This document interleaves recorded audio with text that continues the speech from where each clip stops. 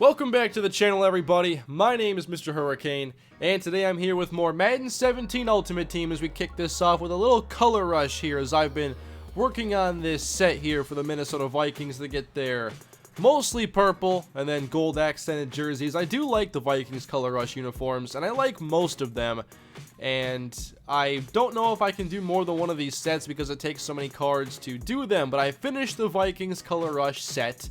And I was also working toward the objective that was up last week. I'm not sure if it is at the moment, but you had to do the color rush set, or a color rush set, and do 15 solos. So I worked on that. We're going to come back to color rush here toward the end of the video.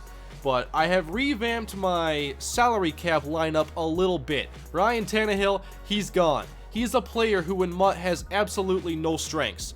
He missed so many throws for me, especially short ones, which should be more in his wheelhouse, but it was time to upgrade, and I chose Tony Romo, who was a pretty good value and has much better accuracy than Ryan Tannehill. I also gave him a new right tackle in Sebastian Vollmer, and then added this strong safety, Team of the Week, Landon Collins, to my defense, who replaces David Bruton.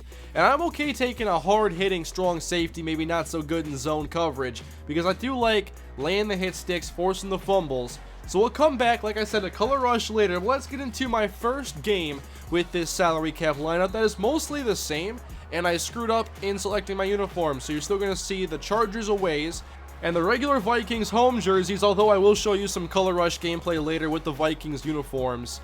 But in this first game, I have the ball to open this, and I'm putting together a decent start to this possession. I'm very familiar with my skill position players. They've stayed the same now for a few weeks, outside of Tony Romo throwing them the football. And Kyle Rudolph is still my tight end. He has some of the better catching for that mid-70s range, those lower gold tight ends. I go for it on 4th and 3, however, and I try to get a little too greedy and go down the field to MrHurriicane. I had a shorter option open, wasn't looking there, so we go to defense. And you can see the way my opponent wanted to build up his lineup. He has the legend John Elway and the legend Emmitt Smith, which I'm not sure how much cap those guys take up, but it's a lot. He also has there's a really good fullback, John Kuhn, apparently, and so it's clear he wants to run the football, and especially to the outside. I've ran across teams that love running these stretches, so I've had to get better at defending these types of teams, and I haven't been that great at it. Like, I don't have any key tips for stopping them besides don't stack your linebackers and safeties so much because you're going to give up the outside too quickly. If you can keep your cornerbacks lined up more outside, then you have a better chance at stopping those stretches, but I'm not great at it. So I go down 7-0 here in this game, but we go right back to Kyle Rudolph.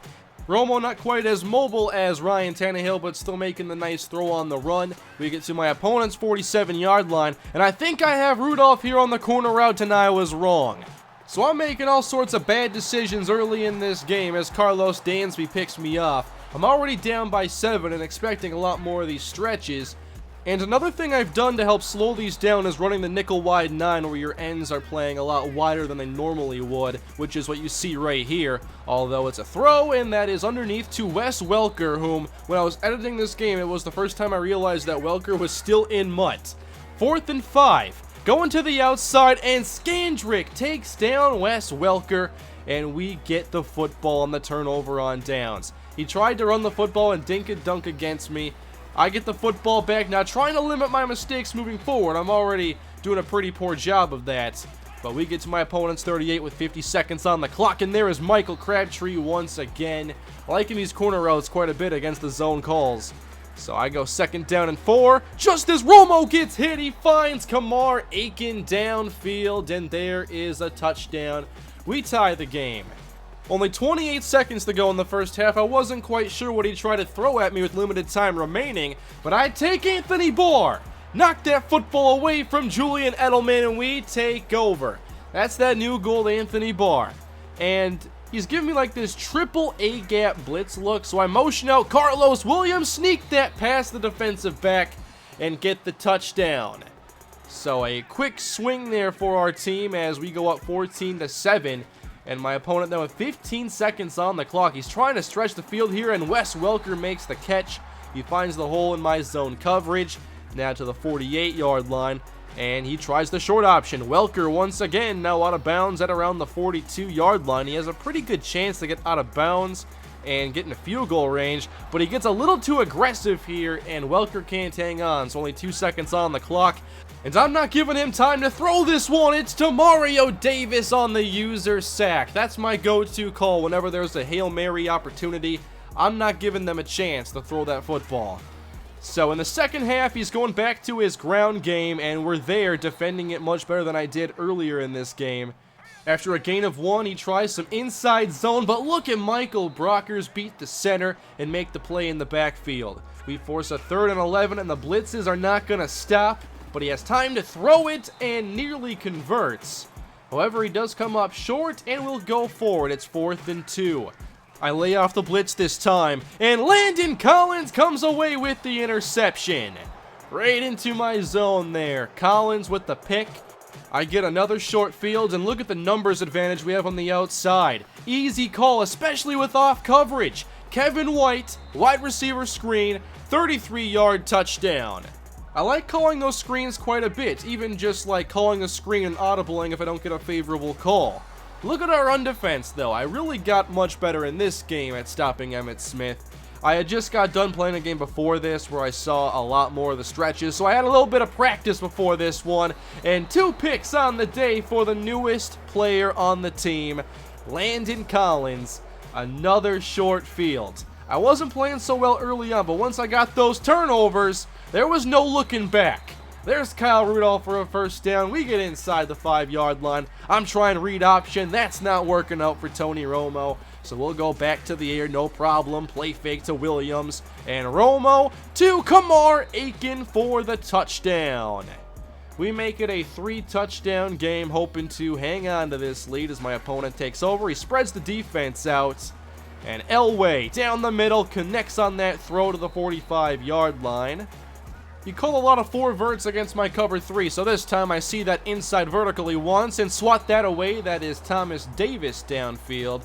So we force a 3rd down and 15, and we're going to send another blitz here. Off play action, Elway, clean pocket, but down the middle and unable to hang on is Welker. He had a good chance to make that catch. I didn't play the ball very well. But 4th and 15! We're knocking that football out. Turnover on downs on another short field. I love cornerback blitzes. Look at me just sneak over there, go outside the tackle with Delvin Breaux. And I give myself only a 33-yard field. Romo back to work. He has time and a first down to Kevin White on the outside. 4 touchdowns for Romo, trying to make it 5. Complete to Kyle Rudolph. We get inside the 10, and he's not getting very much pressure on Tony Romo. A lot of easy throws. 1st and goal. Kamar Aiken has his 3rd touchdown on his 3rd catch, and we walk out of this game with the victory, 35-7. In my first game with Romo, 5 touchdowns, 1 interception. Landon Collins gets 2 interceptions. I loved that forced fumble I had with Delvin Breaux. And I was able to contain Emmitt Smith fairly well after that opening touchdown my opponent had. So a pretty good game for us. And afterwards, I wanted to go back to the Color Rush objective I was working on to finish the weekly objective and get that Color Rush reward, that pack, whatever it was. So I had to jump into some more solos here, and I wanted to show you guys these Viking Color Rush uniforms. And there's Landon Collins' little user hit stick here on Eddie Lacy. And I ended up getting this football back, but Mike Daniels is a nightmare to play against. I've upgraded my offensive line, and Mike Daniels just didn't care. He was sending us way back. 4th and 15 now. I'm looking for Crabtree. He hangs on, but he doesn't get the first down. So I have to go back to defense on here, and it's okay. Sharif Floyd with the hit stick on Eddie Lacy, and we get the football. Now looking to make this a victory, but the Packers defense, Julius Peppers now has different plans. We cannot block that left side. I ended up on 4th and 14. But Romo's got that perfect touchdown field to Kevin White. I had to play like 5 more solo challenges, but this was the most exciting one. So there are a couple clips of it, some Vikings Color Rush uniforms. I finished this objective. Some of those solos had some good coin rewards, and I wanted this Color Rush pack with 6 gold players or higher. So what do I get?